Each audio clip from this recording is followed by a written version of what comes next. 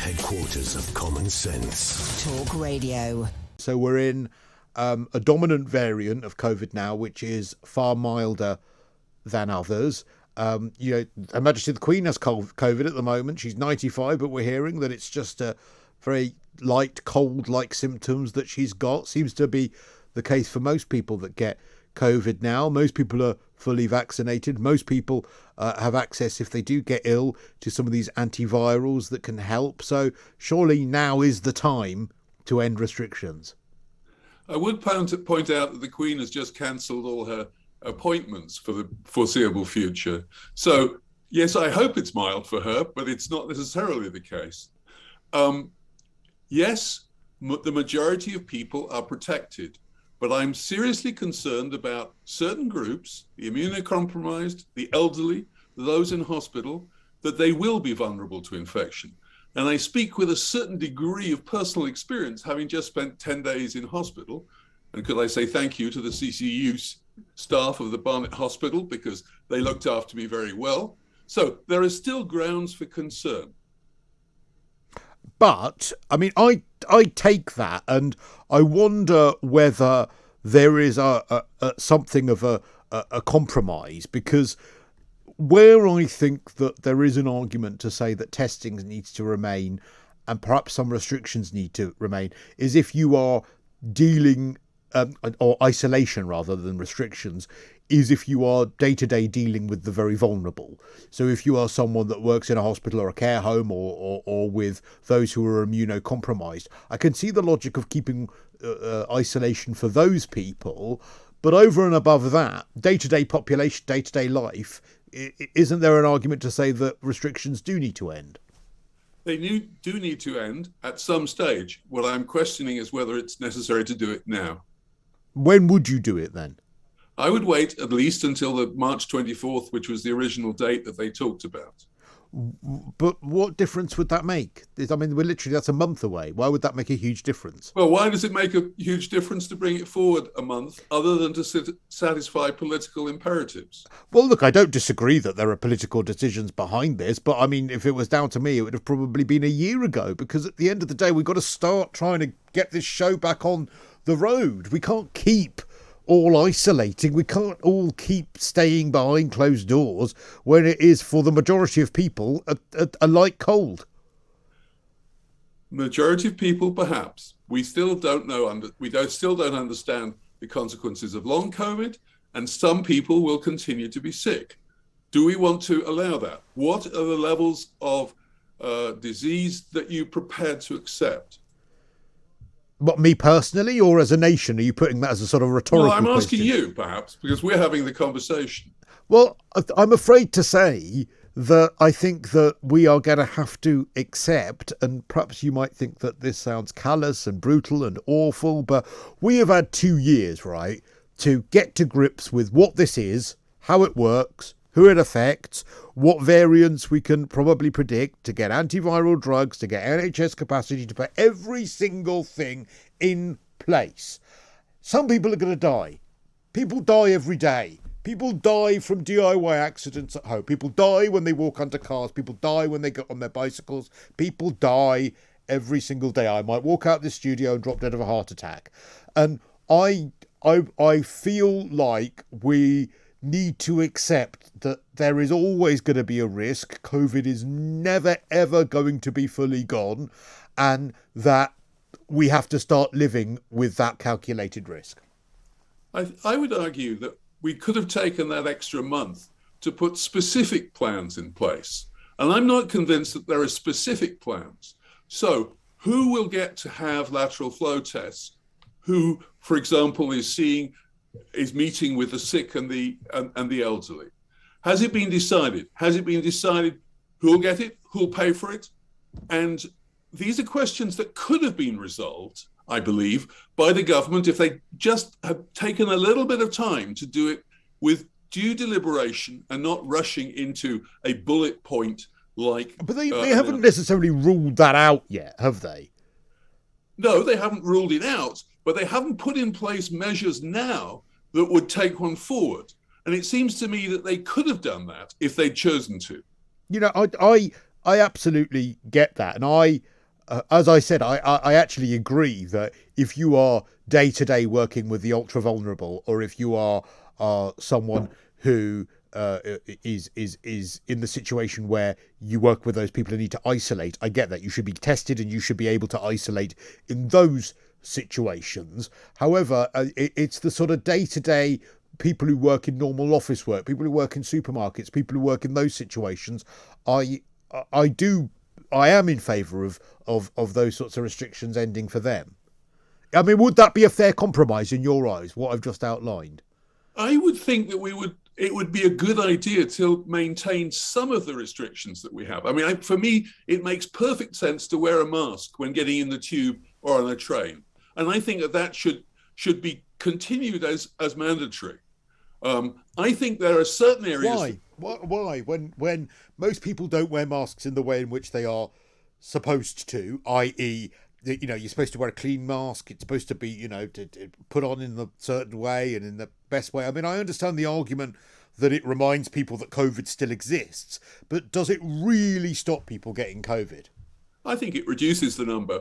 And if you just add on a number of such measures to one another, you can reduce the level. What we've got to do, there's an enormous amount of virus still floating around.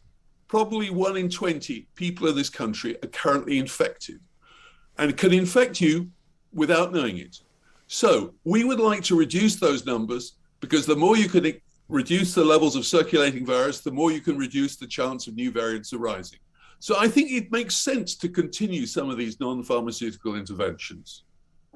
But don't new variants inevitably get weaker as a virus goes on for longer? I think that's a popular misconception. The answer is no, not always. Well, I mean, the fear would be. I read that last night, and it was it was a Northeastern University paper. Well, there are other examples of diseases that are viral infections that have not become more benign. Smallpox was around for thousands of years, killing people. HIV has not got less virulence. But we haven't isolated for any of that. We've not shut down society for any of that. And we shut down society for 2 years for this. Well, those are transmitted in different ways. But I'm just the general principle of whether a virus will self-attenuate is, I think, a fallacy. And that has been pointed out by a number of people, including NervTag and other scientific groups. The other option then is that we keep locking down and restricting ourselves in case of other variants. No, I'm not saying that. I'm saying we take a planned exit from the lockdown, and I would say. So what are the phases then? So what are the phases that you would have be our planned exit?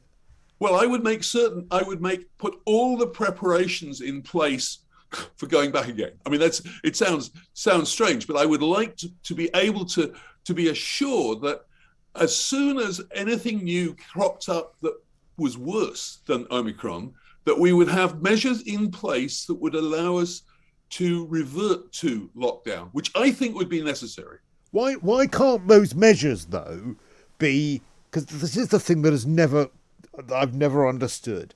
Why have the measures always been about a lockdown measure rather than about an increase in NHS capacity, the Nightingale hospitals, this army of retired doctors and nurses and junior doctors and nurses that we were told that would be there, ready to fight the good fight if we needed it? Do you not see the anxiety it's going to give to people that there would be this boomerang back into lockdown at the slightest sign of any I'm not talking about the slightest sign, but I think we should decide. Well, they would have done it for Omicron. If they could have done, they would have. If Boris Johnson wouldn't have lost his job for doing it for Omicron, he would have had us back locked down for Omicron when all the evidence was that it was milder. But in a supreme turn of arrogance, here in the UK, all of the medical professionals said, well, we're not going to believe what we see from South Africa. We are going to say ourselves that Omicron is going to be an absolute disaster and an absolute panic. And it turned out not to be. I think one has to be very careful about what was said and what was not said. And I think all the opinions were qualified. All the models have been qualified. You're picking on one side of these things.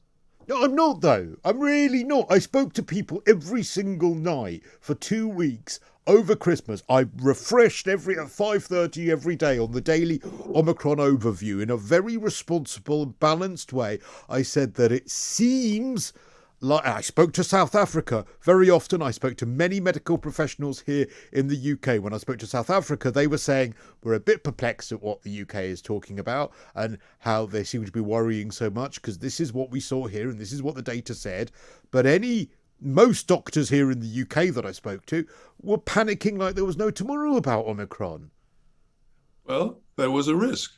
And picking we didn't know up whether on the British population was the same as the South African population. And how far you could extrapolate from one to the other is still not clear. But picking up on your point, though, about then why can't we be prepared to go back into lockdowns, the risk with that is that we would boomerang back into another lockdown for a variant that might turn out to be like Omicron, a milder variant, which would have meant that we've done it for nothing. Or it might turn out to be like the plague. Or it might turn out to be like SARS-1 or we MERS. can't live our lives like that anymore. I don't want to live my life with the risk that we've got this sort of Damocles hanging over our head anymore. I honestly, I was one of the, for the first lockdown, I got it and I was a really big proponent of it, but I can't do it anymore. I think I mirror the thoughts of so many other people where I just say, let the chips fall where they may. If another variant comes along, then another variant comes along. We've got to live our lives again. I'm not certain that's a responsible point of view for the government to take. Like, but, I don't want to sound callous or anything, but I can't. I don't want to sort of sound like I'm myself going a bit insane, but the thought of what you have just outlined sends me under somewhat. I would say there are a lot of things in this world that are not ideal, and the threat of these viruses is a real one. It could easily happen. MERS, the first SARS epidemic, killed 1 in 10 people. MERS, the Middle Eastern virus, that killed 1 in 3 of those infected. Would you be happy with living with that risk? No, but I'm also not happy with living with the risk of constant fear, constant thinking that there's something worse around the corner, the number of people who are losing out on income, who are losing out on being able to work and provide for their families, the mental health toll on people even thinking that lockdown might come again. Do you know that someone on the reception of Talk Radio, when I came in today, and the first thing I did was hug her because she lost her father a few weeks ago, and they stopped his cancer treatment for 14 weeks because of COVID. Now, if you're asking me, what do I fear more, a new COVID variant or what I've just outlined, it's 100% what I've just outlined. Well, I don't know quite what I can say to that, but I believe there is a real case for continuing and preparing in a better way for the future. No, and I get where you're coming from, and I respect where you're coming from. I just don't know how much strength we've all got for it anymore. But I mean, I don't want to go through that. I get that, and I get that. Good talk. Hot talk. Bold talk. Talk radio. Listen on your smart speaker. Watch it live on your smart TV. The world headquarters of common sense. Talk Radio.